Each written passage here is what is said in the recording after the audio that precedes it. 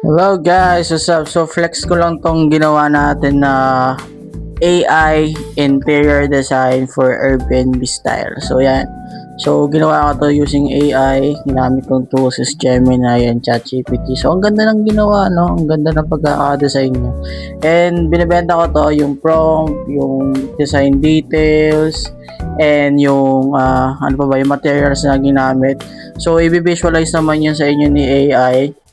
Tapos, yun, ibibigay ko lang din sa inyo yung details. So, actually, yung benta ko talaga dyan, 500 pesos. Pero gagawin ko na lang 299. O, diba? Nag-uumpisa pa lang naman tayo. So, yun lang naman binibenta ko dito, guys. AI design, interior design, paano yung prompt na gagamitin.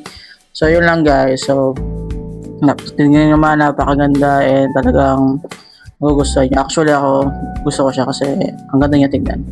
So, kung mahilig kayo sa nature, ganyan ang gawin yung design sa unit ninyo, especially kung nasa provinces kayo like Siquijor or sa mga malalayong probinsya dito sa Pilipinas. So, yun lang guys. God bless inyo lahat.